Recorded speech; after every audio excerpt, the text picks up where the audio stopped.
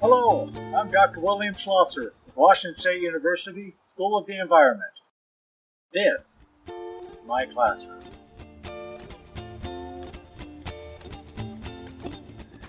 With that, Aiden, I want to introduce you to say, get up here and talk to us a little bit about how you love this butte. Hello, my name's Aiden Amel, and yeah, like Dr. Bill said, I was in SOE 300, I think it was a year and a half ago. So I was, one of the students in the semester that we transitioned to distance learning. So I was one of the last groups of students to go on the field trip.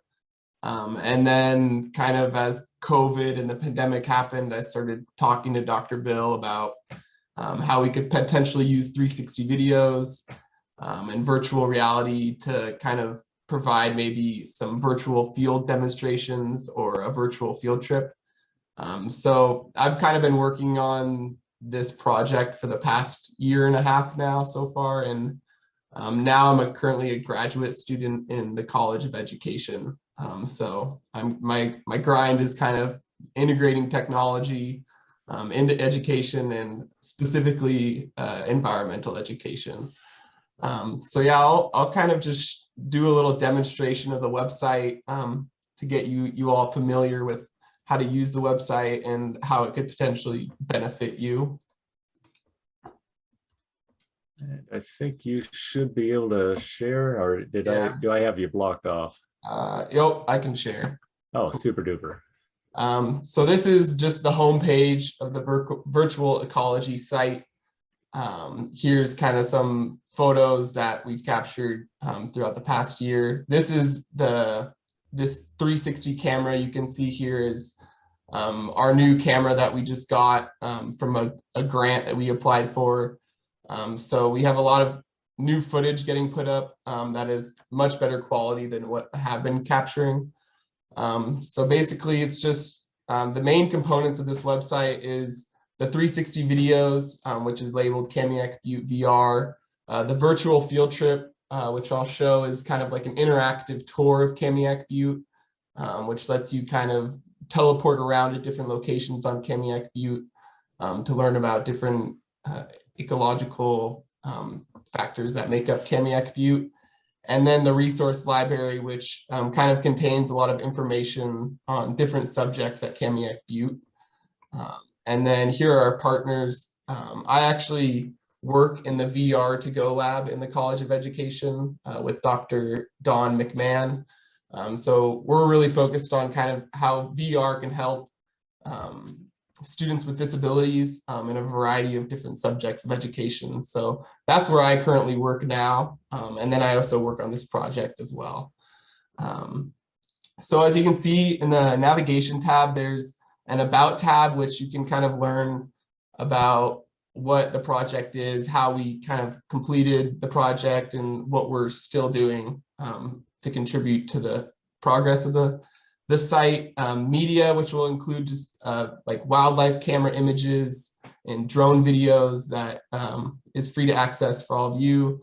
And then the Kamiak Butte VR, which I said is the 360 videos, and then the virtual field trip, which is the interactive 360 tour of Kamiak Butte, and then the resource library.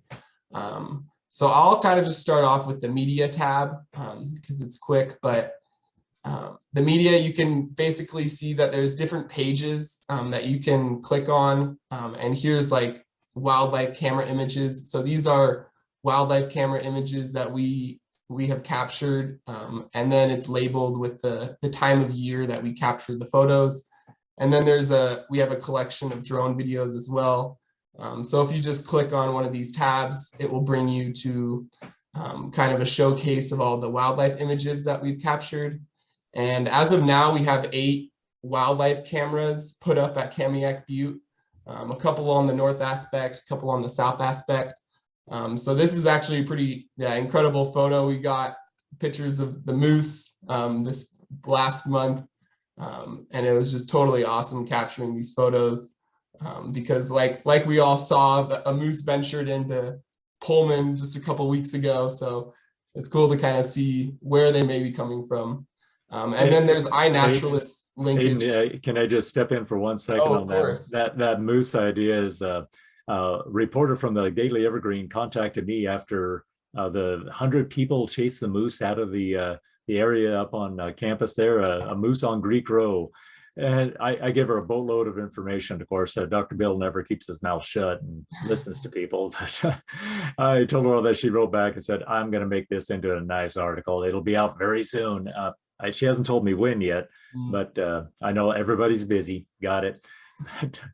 But folks, that moose right there where we're going to be walking tomorrow, it's no question about it. I kind of felt bad about hearing about how there was a whole bunch of students that like were chasing the moose. Yeah. Which is kind of sad. But yeah, there's just a whole bunch of different wildlife captures that we've got. And then there's iNaturalist links for each of the species that we captured. So if you wanted to learn more information about mule deer, you could open this tab and then kind of learn about the speciation, and a whole bunch of information on the species. So then, yeah, just there's a whole bunch of photos that I'll let you check out. And then going back to the media tab, there's also drone videos, which is captured from a doctoral student in the School of the Environment. His name is Danny Arrowback.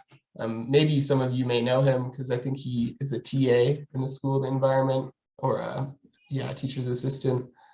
So yeah, there's just some drone videos, and I know that you all will have to be creating a video at the end of the semester in this class. So this could be a good opportunity if you wanted to include some of these videos in your PowerPoint or video that you're going to be creating. That would be a really great idea to kind of use some of this content for that presentation.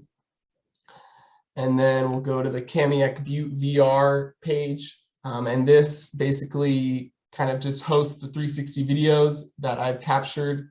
I'm currently capturing a seasonal change VR demonstration. So I film at 2 different locations at Kamiak Butte every month throughout the year to kind of showcase seasonal change with the 360-degree view or in virtual reality. So this is the newer content that we're getting. You can see how it says 8K because the new camera that I'm filming with records in 8K quality and it records in 3D. So it is much better quality than the 5.6K, and I use my GoPro to capture these footages. But the 5.6K has most of the content already because I have already filmed for an entire year. So if you click on one of these pages, it will take you to the page and show you kind of a list of all the 360 videos that I've captured each month. So you can kind of see how the environment is changing each month through seasonal change and weather and climate. Could you demonstrate the use of the 360 video on the screen, Aiden? Yeah, of course. Those are so cool. It might be a little bit slow because we're in the Zoom call, but basically, you're going to be able to move your cursor, clicking drag side to side to get kind of the 360-degree view. So you can look all around, look up, look down, and this is kind of an edit compilation. So all of these videos are edited together in 10-second segments. So you can really see kind of how each month progresses and what the soil looks like, what the leaves are looking like as the months pass. Because Kamiak Butte is constantly changing every month. It actually changed bi-weekly. You can see different changes. So I thought this would be a really cool idea to kind of show how the environment changes throughout time. And then, here's February. This is actually, there's like a foot of snow on the ground in this video. So it's just really cool. And then you can see, if you skip ahead to the summer, all the leaves come back and life begins again. So life begins. You're good, Aiden. And then these are the 8K footage. So as you can see, there is only 2 videos so far because I'm redoing the year of filming with the newer nicer camera. So these are the 8K videos, and just to be cautious, or kind of a word of recommendation, 8K there's an option for it in YouTube that allows you to select 8K. Choosing 8K may slow down your internet connection to the video, so just be aware of that because it is an extremely large file size. But if your internet can handle it, I would recommend clicking 8K because the quality really improves when you change it to 8K, and it really gets really crisp. So this is actually September, just this last month, at Kamiak Butte. So then we'll go to the virtual field trip page. And this page, you're just gonna come to this page and then click this button, Start Virtual Field Trip. And then it's gonna take you to this page where there's a play button. And to start the virtual field trip, you're gonna click this play button. And then basically it's an interactive 360 tour, like I said, and you're gonna be able to select different tours to kind of learn about these different aspects of Kamiak Butte. So you can click on these buttons to start a tour at Kamiak Butte. And an example of kind of how this is an interactive interface is you can click on these icons and it will pull up text. So this is a land acknowledgement. And then you can click on images to show different images that we want to present to you. This is the road sign out front of Kamiak Butte. And then you can also click on videos as well. We enter Kamiak Butte, and it will play a Woodland video County Park. as well. I am Dr. So I'll just kind of show a quick example. I know there's going to be a tree data recording activity that you will have to do. And actually, folks, that's a great lead in. That's exactly what we're going to be doing on Wednesday. That the plants lead in, we're going to use that. You're going to record data, but that's an assignment and a bonus round sitting straight up for you, talking about carbon sequestration. But yeah, keep on with the animals and your seasonal change, Aiden. You're going. Is it lagging at all? Is it working, or? I think it's working really well. I see a little bit of lag, but really you're talking Not too about much. seconds, not minutes. Cool. All right, so then, yeah, you're just gonna select on a tour. So we'll click plants. And then in this tour, icons will pop up and it will kind of be numbering different trees. And with this, you'll be able to click on icons to show different tree data for each of the trees that are at the plot. So in the activity, I'm sure Dr. Bill will talk more about it, but you'll be like recording the tree data and then putting it into a carbon sequestration equation. But this is just a kind of a cool interface to kind of see the sizes of trees, the diameters, and the heights, and you can really kind of look at each individually tree and kind of see the data real time with the 360-degree view. So if you do a full 360 spin, you'll see that all the trees are numbered, and you'll be able to click on each of these to display different tree data. And then there's also, like I said, there's videos. So you can click on this, and this is a drone video captured in the forest of Kamiak Butte. So there's just a variety of different content that you can access through clicking on the icons that you see in this tour. Nice a highlight to add on to that, Aiden, is the new drone that we got through the grant that is now part of the Kamiak Butte experience is arrived, and I've got it sitting right here in my home office and getting it ready to fly. Yeah, that's exciting. Yeah, no kidding. So then you can click on this button. This is kind of the teleport button, and you'll click on this and it will bring you to the south aspect of the butte.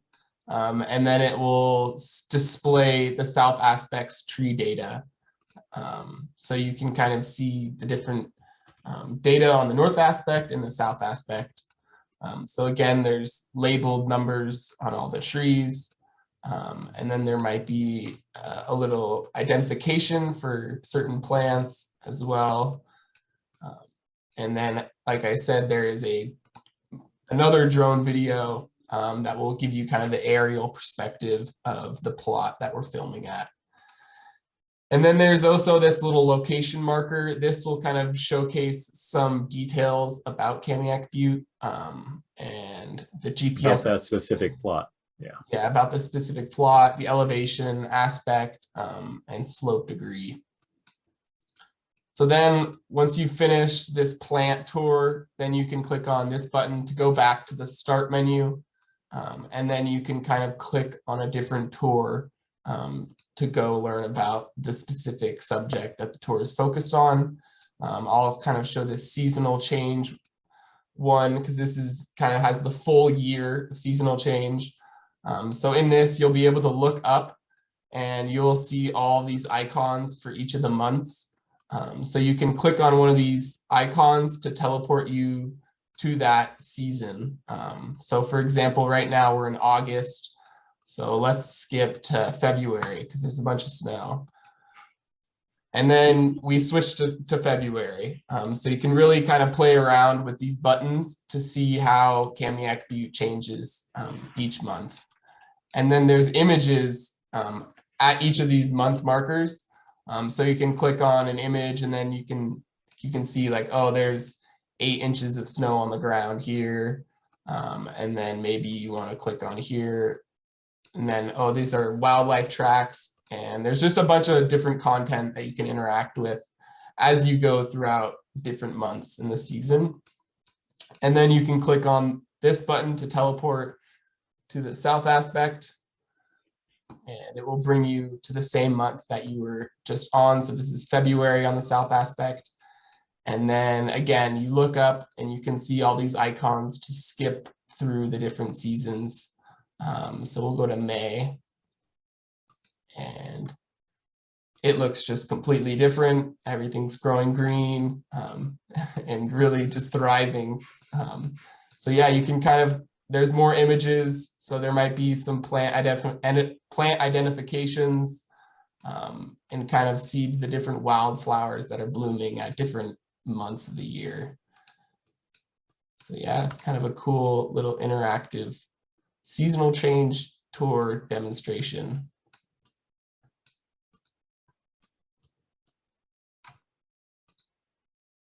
We'll go back again. I'll show the animal tour. The welcome tour is kind of just an intro lecture from Dr. Bill, a lecture 360 video at Kamiak Butte, where he's just giving an intro. And then this animal tour will kind of show you all the wildlife camera images that we've collected through our game cam trail cameras. Here's a moose that we captured last year. And then all these markers are actually placed like where the moose or animal was captured. So that's another thing to kind of keep in mind. Here's some moose again. This place is just overran with moose, isn't it? A deer, a whole bunch of different species that we've captured. So again, then you can teleport. This might take you to a different place. This is on the crest line. And then again, you can get information about where you are by clicking on this location marker. And then you can click on these different images to kind of see the different wildlife captures that we've gotten. So this is a coyote in the night, another coyote. You got a little bit of leg on you there. Oh, all right, deer. Yeah. So then, yeah, whenever you're going through the tour, you're always going to want to look for this button. This is the teleport button, which moves you on throughout the tour. And then again, we're on the north aspect or south aspect. And then there's a whole bunch of different wildlife camera images that were captured in this relative location. So you can click on an image and get the view of the different species that we've captured. So yeah, I really hope that this kind of tour, I kind of created it because I knew that we were all in distance learning and the COVID pandemic, and we couldn't get access to the field trip. And I thought this kind of interactive tour would be a good substitute. And then eventually it will kind of aid in students' understandings when they actually go on the field trip. So again, yeah, different wildlife photos. And Aiden's totally right about that whole idea of this is something we had to do and think about. Didn't have to do it, but we did it. Aiden and I are really the two who put this thing together. Aiden's the real instigator of the technology and getting it all happening here. But I'll guarantee you, I'm going to continue to use this forever after this. I'll use it as part of the actual field trip set and exactly what we're doing right now. And taking up to this, another story comes up because we have a cougar den site. Tell us about that, Aiden. Oh yeah, I just go back that. Oh, you're killing me, man. Oh, dang. That's all right. That potential cougar den site was found by one of the TAs who was a student in the class and then came in to be a TA as well. And that was December of 2020 that we were up on the butte, and him and Emily Elmel, that was full name Blasco, he actually crawled into the den to see what he could find, saying, well, this is kind of small, then realized, yeah, there's a lot of room back here. You have an exit spot in the back and everything else. Now, have we got a cougar on the photo yet? No, but we have a trail camera set up now so that we get to see when they have a birthing coming up, probably in January. That's kind of two different birthing pulses here in this area, but we're kind of set up to say, maybe we'll just see a raccoon coming out of there. Right now, I'd love to see anything using that little hotel room. We captured a coyote here. So there's been some coyote activities, but I'm not sure if there'll be a cougar just yet. You can see the video right now? Yes, we're right on it. Thanks for guiding us back in. You can actually see here, if you look really closely, it's a little bit dark, but right on this tree is our wildlife camera. Pause it for a second. It's still catching up. There you go. Now we see it. Yeah. So it's pointing directly at that little den site. Well, on this 360 cam, can you zoom in on that tree? No, no, sadly. But you can zoom in on YouTube. The kind of the system that I built this in, there's kind of some restrictions on, zooming in and a whole bunch of random stuff. Yeah. And I'm hoping to solve one day. But this is so cool, Aiden. You've got it all fired. Yeah, you can really kind of just explore all these different tours. This seasonal change 2021, this is the new footage. So the footage is going to look a lot better quality because it is, like I said, shooting in 8K and 3D. So you can just look up and see, how it's changing throughout each season. So this is in September, so all the leaves are looking a little bit different, as you can see. Okay, so now I'm gonna just go back to the site and then talk about the resource library. So in this resource library, it's basically kind of a collection of different articles that students have written from SOE 300. Or Dr. Bill or I have written different articles on different subjects at Kamiak Butte. And some of these are actually people's term report 6s or term report 5, I think. Mm-hmm.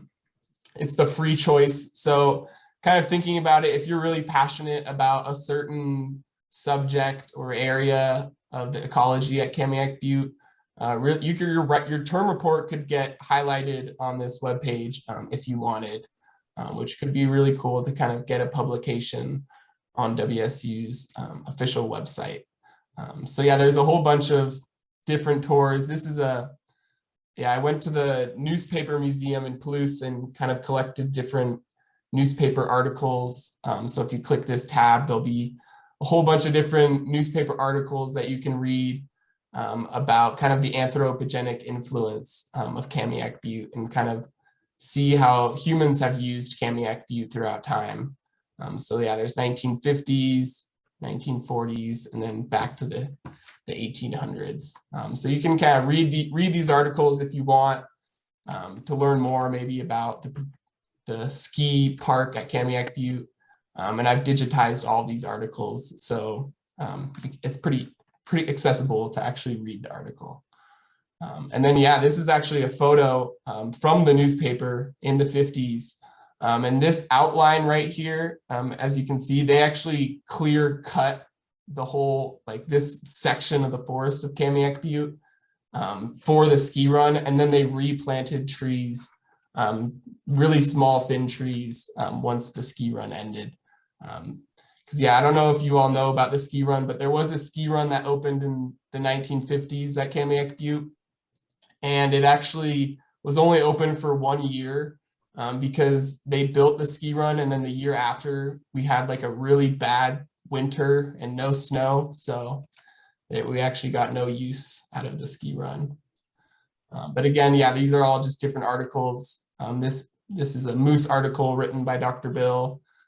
So you can really, if you wanted to learn more about these different subjects, here it is, and accessible to you. So yeah, it's kind of just the overall gist of the website. If you want to learn more, let me just add in a word there, Aiden. This is beautiful. I love how you put this together and how it's playing out for all of us here. But what I do want to say is that term report number 5, we've talked about all the term report sections one by one. Okay, 4 is coming out right now, and it is this week. But then in a couple of weeks, you're going to have a self-selected topic. And like Aiden said, this is exactly what I want to see. If you can step into here and write your term report, or write your term report 6 and have it submitted, we would love to put it in. I mean, I even got a letter from a student last night asking when her section on the term report about porcupines will be put up on the site. Absolutely, it's coming. We're kind of meshing all this into great form, but we would love to do, like Aiden said, put your article up here. You'll be published before you even graduate from your university degree. Yeah, and really kind of take your term report and do something you're passionate about for the free choice. I remember for my free choice term report, I actually wrote my term report on creating a VR 360 tour of Kamiak Butte. So you can really kind of get into what you're passionate about, and it will really show in your work. So yeah, we would love to highlight any of your articles that you write here. And then if you want to learn more about the project, you can come to this about section and kind of learn about the team. If you want to click on people's names, you can get a whole bio description. So here's Dr. Bill's bio. And then if you wanted to learn about the technology, you can come to the technology page. And then there's a whole written up page kind of describing how we created the virtual field trip, and are getting the 360 videos and wildlife cameras, drones, a whole bunch of good stuff. So that is kind of, yeah, the overall, overview of this website. And I'm really excited for you all to use this website and kind of use it to your benefit. Because I know maybe some of you might not be able to get out to Kamiak Butte for the field trip tomorrow. So this might be a way for you to virtually visit Kamiak Butte through videos and imagery. And this is another fantastic time, Aiden, to say absolutely what you've outlined here, what you're showing. I took this on when Aiden brought it to me and said, hey, what about the VR idea? I thought it was quite a reach, but I saw the energy that Aiden had about this. And I will say that it's no pretense here. He's absolutely doing all of this. But along the same line now, there's been other people involved. Every semester I get TAs that join this crew. I have 5 wonderful TAs right now, and that is going to come on to next semester and on like that. The TAs become very involved with this entire experience. We're up to the butte, we're doing the cameras, pulling memory sticks out and swapping them around, checking the batteries, the solar panels, the placement. We're moving them, getting all these different things that can really help us to articulate better what you're seeing on this virtual interface right now. And of course, at the live field trip, it isn't lost there either. We get to talk on site. Some of the things, for instance, we'll see tomorrow, talking about one of the noxious weeds that's coming into Kamiak Butte. And this North Africa grass, where is it? What's it look like? We're going to go up and touch it. One of our big views is to get in there and actually do some better filming of their growth. Okay, this then steps right back into that idea of the TAs for this class. You can come in, be a semester assignment, a task that you're on to. And by the way, Jasmine did join us. She's in the room right now and watching that chat line for us. So we'll be able to deal with some of those inputs coming and going. But Aiden, you've absolutely hit it beautifully here. Yeah, and I wanted to add too, if you are interested in viewing these 360 videos in virtual reality, there is a page right here on the VR Kamiak View page, instructions for VR interactions.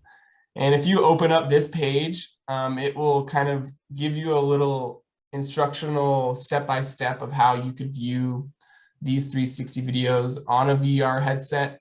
Maybe some of you have a VR headset like Oculus or Sony or some VR headset, or you have Google Cardboard. There's an ability to view them actually in virtual reality if you are interested in that. And then I saw in the chat someone asked, has your upgrade to 8K became a storage issue at all?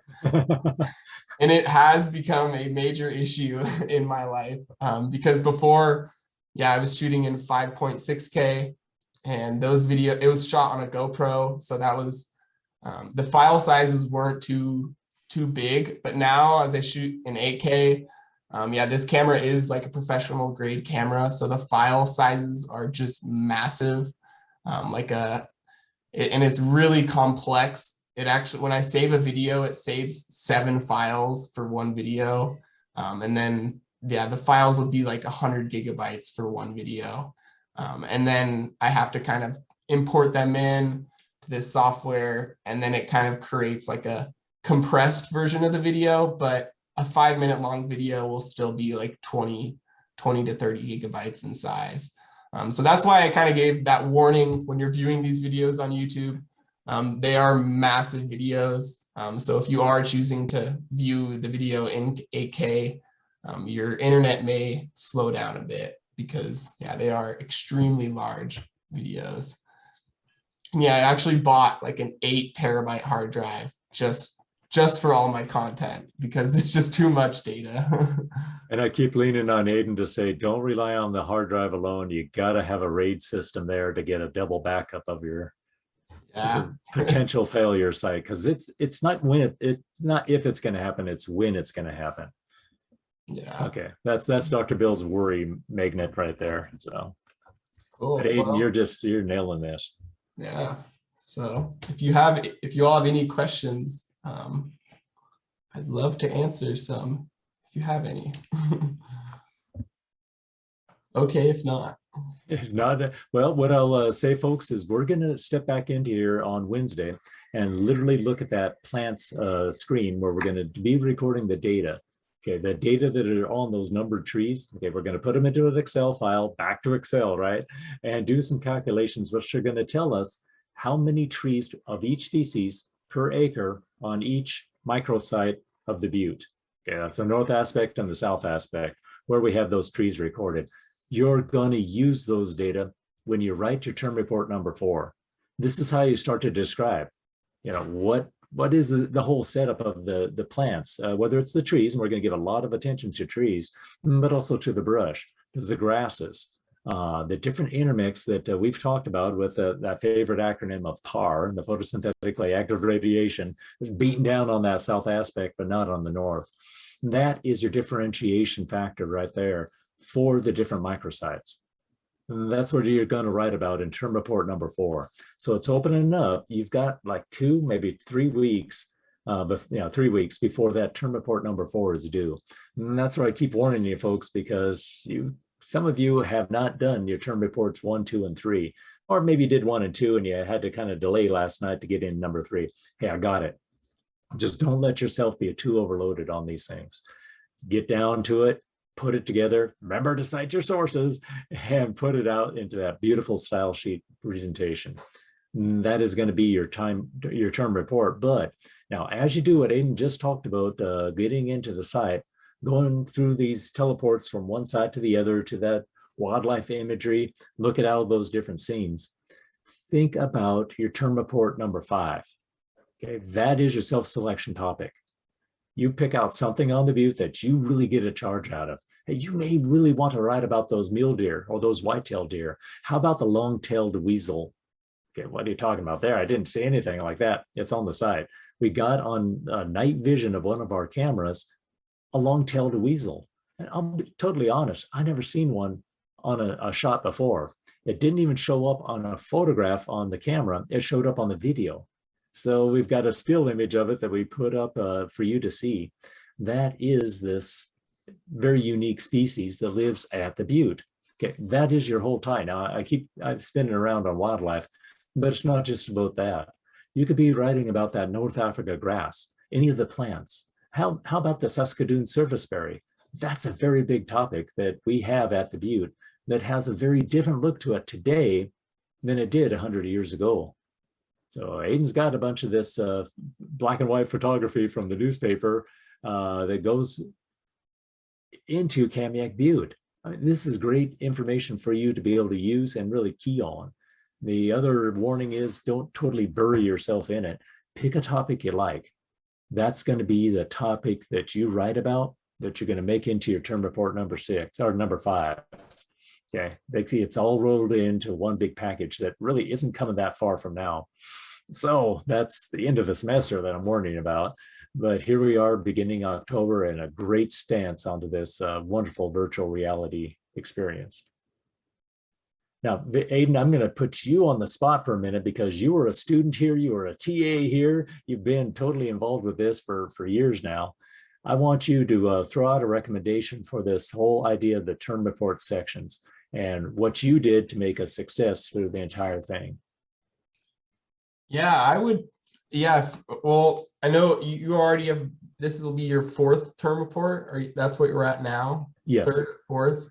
4th. So yeah, I would just really pick something that you're passionate about for the term report 5. Really kind of think about your interest and pick something that you really like and enjoy to write about. So it's kind of an enjoyable experience while you write the term report. But another kind of factor is, yeah, I think these term reports are just a really great preparation for how to write like kind of correctly, or using your document mechanics and all those skills really benefits you in the long run.